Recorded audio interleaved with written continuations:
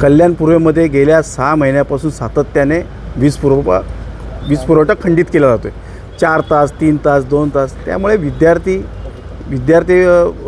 वर्गाला खूप मोठ्या प्रमाणात त्याचा त्रास सहन करावा लागतो आहे. महिला भगिनी ज्या आमच्या घरकाम करतात त्यांना त्रास होतो आहे. त्याचप्रमाणे ज्येष्ठ नागरिक जे आजारीने व्यथित आहेत त्यांची अस्वस्थता या लाईट जाण्याने वाढते. आणि मला वाटतं अशा परिस्थितीमध्ये या कल्याण पूर्वेमध्ये सुरळीत वीज पुरवठा चालू राहिला पाहिजे असं या ठिकाणी आम्ही पत्रक दिलं आहे. आणि त्यांना आम्हाला अंधारातून मुक्त करा म्हणून त्यांना एक आम्ही लॅम्प दिलेला आहे, कंदील दिलेला आहे, जो पूर्वीच्या काळामध्ये वापरायचे लोक.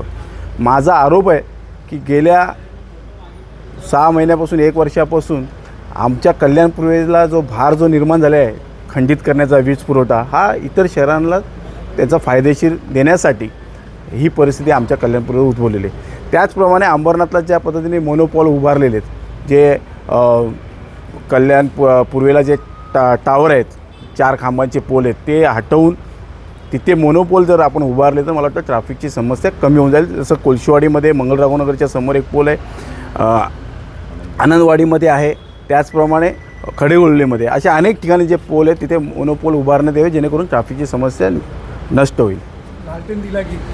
लालटेन आम्ही त्यांना गिफ्ट दिलेलं आहे जेणेकरून त्यांनी कल्याण पूर्वेमध्ये सुरळीत जर आता त्यांनी वीज पुरवठा दिला नाही तर मोठ्या प्रमाणात मोर्चा येईल आणि ॲग्रेसिव्ह मोर्चा असेल आणि कुठल्याही प्रकारचा अनुचित प्रकार घडला तर ह्याला या MSEB अधिकारी जबाबदार असतील असं त्यांना ठामपणे सांगितलेलं आहे. कल्याण पूर्वमध्ये गेल्या अनेक दिवसापासून म्हणजे गेल्या 1 वर्ष 6 महिन्यापासून कायमस्वरूपी विद्युत खंडित होत असते. कारण जर या अधिकाऱ्यांना आपण कारण विचारायला गेलो तर प्रत्येक वेळेला उडवाउडीची उत्तरं देत असतात.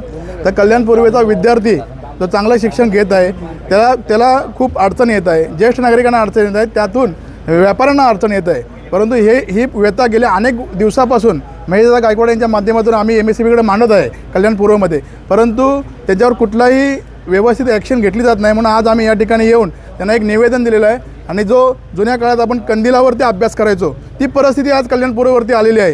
ह्या अंधाराकडून उजेडाकडे जर येत्या 15-20 दिवसामध्ये यांनी जर प्रॉब्लेम सॉल्व्ह नाही केला तर मोठं उग्र आंदोलन करेल. आणि कल्याण पूर्वेच्या विद्यार्थ्यांसाठी हा विषय घेणं अत्यंत गरजेचं होतं. कारण की येणाऱ्या काळामध्ये जर शिक्षणाला जो विद्यार्थी रात्रीच्या वेळेला अभ्यास करतो किंवा दिवसा अभ्यास करतो, लाईटचा जर मिळाली नाही त्याला तर तो मोठ्या शिक्षणापासून वंचित राहू शकतो. एखादा विद्यार्थी आपल्या कल्याण पूर्वमधून IAS होऊ शकतो, IPS होऊ शकतो.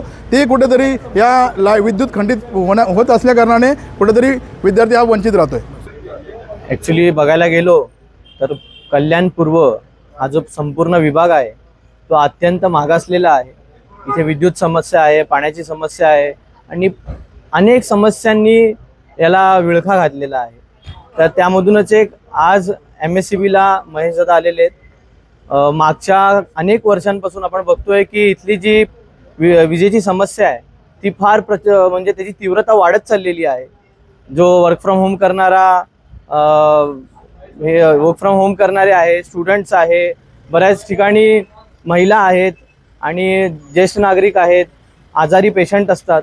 बऱ्याच ठिकाणी 10-10 तास, 12-12 तास, 6-6 तास न सांगता ही लाईट जात असते. त्याच्यामुळे जो त्रास लोकांना होतो, जे वेदना होतात त्याची जाणीव आम्हाला आहे. म्हणून आज महेशदादा इथे महावितरणच्या कार्यालयामध्ये आले आणि जे एक्झिक्युटिव्ह इंजिनियर आहेत तेजश्रीचे त्यांना भेटले आणि त्यांनी सांगितलं आहे की येत्या 14 ते 15 दिवसामध्ये जो काही काम आहे, जे काय उपाययोजना आहे ती करायला लागेल, नाही तर तीव्र आंदोलन आपल्याकडून इथं छेडला जाईल. आणि मला वाटतं कल्याण पूर्वकरांसाठी खूप गरजेचा हा विषय आहे आणि हा हाती घेतल्यामुळे मी धन्यवाद व्यक्त करतो.